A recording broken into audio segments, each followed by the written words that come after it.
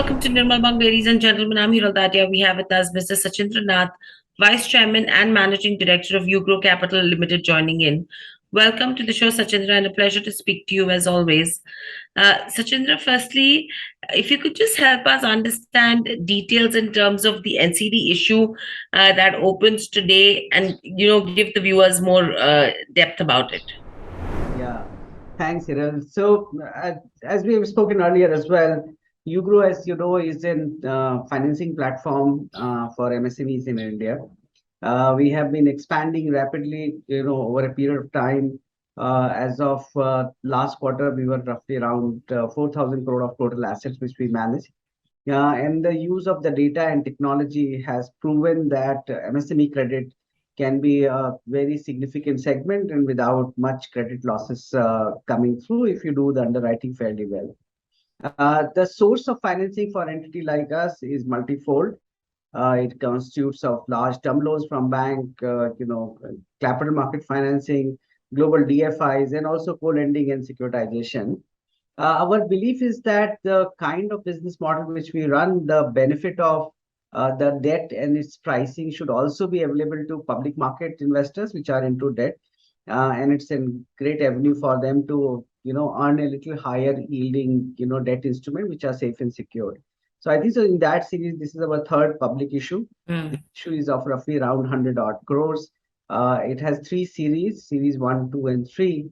And it has a tenor of 18 months going all the way to 36 months and pricing between 10.15% to 10.50%. So that's broadly the issue. The use of proceed for any lending business is predominantly the onward lending to MSMEs in India.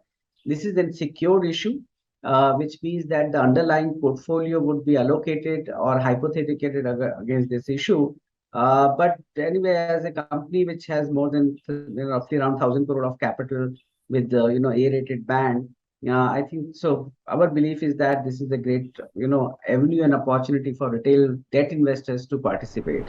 Right. So, thank you for the details, Sachindra.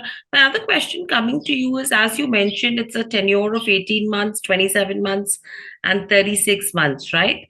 So, with this said and done, what is your take in terms of what the rating agencies are saying about these debentures? Because clearly, as you mentioned, these are secured bonds, which will then be backed by the company's assets. But a lot of rating agencies are of the opinion that these are not safe.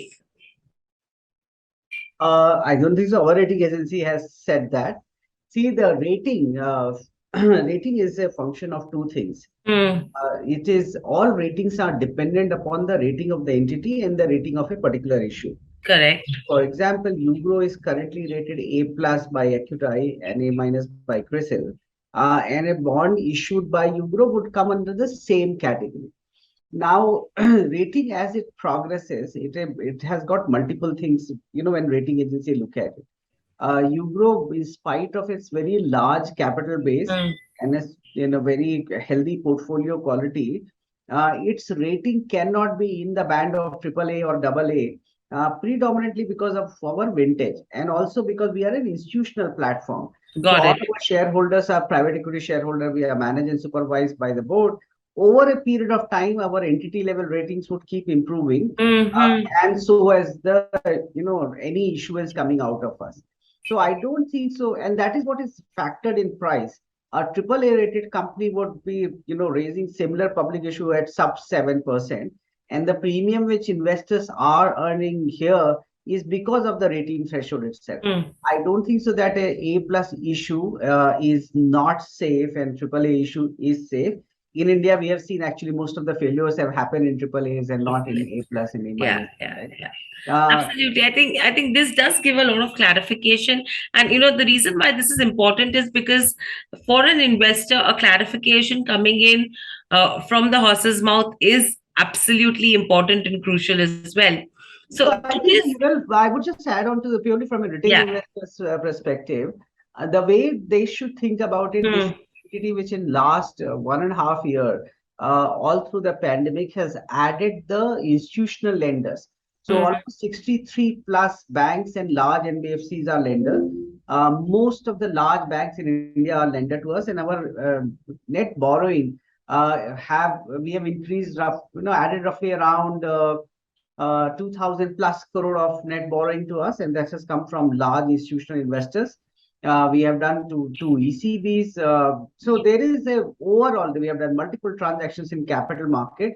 So I think it's an entity which is continuously raising debt capital from very, very evolved, both private sector and public sector term lenders.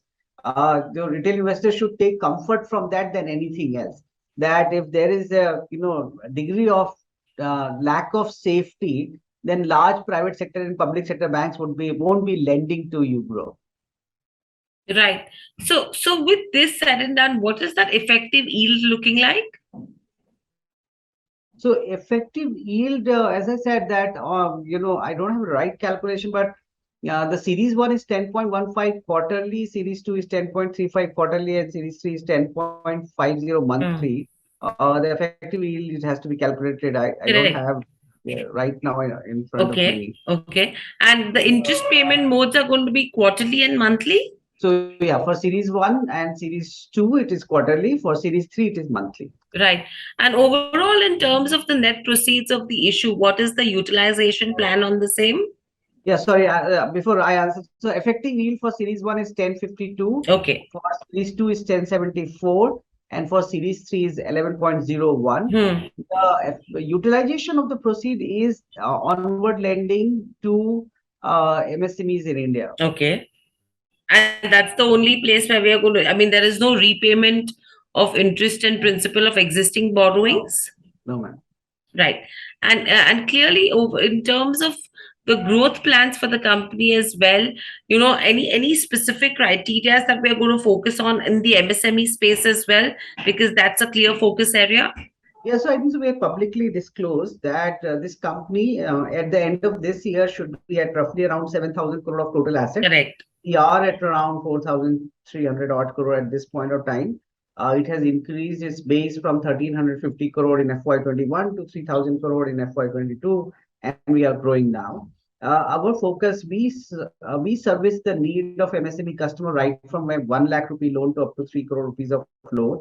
And it happens both secured and unsecured kind of financing.